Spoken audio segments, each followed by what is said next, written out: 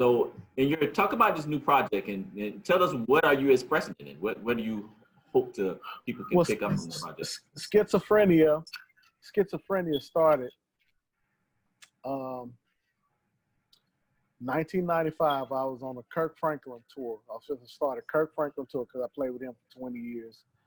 So we're fixing to start this tour, and I go to Sound Warehouse, and I go buy 3 records.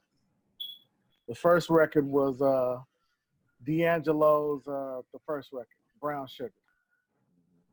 The second record was Marcus Miller, Tales. And the third record was a guy named Foley. Foley was a lead bassist with Miles Davis.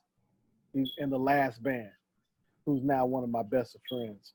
He's like a brother to me. So I bought those 3 records, and that's all I listened to. It was all 3 of them were was really something that I had never heard before. And at that time, there was a change in music. So I just noticed, when I listened to Foley's record, it was just so crazy. He had sound bites and all kind of crazy stuff. I'm like, this shit is crazy, but I'm like, I like it. So I started writing some music. And then in 1999, I started recording it. And and then Roy Hargrove came over to my house, and he was like listening to my record. He was like, man, this is bad, man. I want to do some stuff like this. And I'm like, well, let's do it. And so that's how we came up with the RH Factor records with Erykah Badu, with Common, with Q-Tip, and that whole thing, which at that time in 2002, it kind of changed the music. It changed the whole music thing in jazz, whatever was going on at that time. There's a lot of bands that's not bands because of that. So I was going somewhere, but I just kind of forgot. So I'm working with the RH Factor, and Roy starts the RH Factor because basically he was hearing all my funk stuff that I've been working on. So I just kind of worked on my record just when I could, because I always made myself last. You know, if I'm on the road, I'm always, because that's how I made my money, going on the road with different people, whether it was Les McCann, Marcus Miller, Kirk Franklin, or just whoever,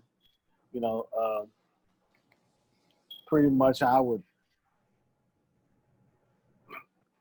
just always make myself. And then when I came home, I would be the first call guy. I'd be playing in every club every night. So there was really no time for me to really just work on me. Like sometimes, like people just need to stop and be like, okay, this whole month I'm working on nothing else but this. But I always just kind of worked when I didn't. It took 20 years. And I just decided in 2016 to 2017 to stop. But I have about 200 songs, So it's the box set. So I guess that must be that Prince influence, have all those songs in the vault, right? I guess so, yeah. So when you have 200 songs, like, what do you do with them? Like, is that something you just your favorite ones you keep to yourself. The ones you look at and be like, maybe this would be better for someone else, or this might be better for someone else. Then somebody might come over your house and be like, man, why don't you give me that? Why don't you give me that? I'd be like, okay. Yeah. Wow. So is it like when you have these songs, are they like selling your babies, or is it like? Yeah. But you want to hold on to the ones that your favorite ones, for you. Unless it's a pop artist going like, hey, you ought to give me that song, and I'd be like, yeah, because it's gonna do way better on your record than it will mine. Right. Wow. So when you so these songs that you have, these are the ones that you handpicked for out of all these 200 that you think best represent what you want to do. Right. kind of what did you want to do? What's your message with these top songs? And how many tracks are on this CD? And 20 songs, 19 actually. 19, wow, yeah. that's a good amount of tracks. Yes, yeah. And so with these 20 songs, like, do they have? Is there anything that kind of theme that runs through them, and they kind of all have their own life? Well, pretty much I call it schizophrenia because it's so many areas, so many, like, it's funk in there, it's hip hop, it's rock, it's soul. I mean, it's gumbo, and it's like totally different. Like like most people do records where it's different, but it's still over here.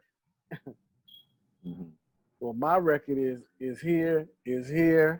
I got even Egyptian type of music, or just, I mean, be like, you kidding me? He really put that on here? Yeah.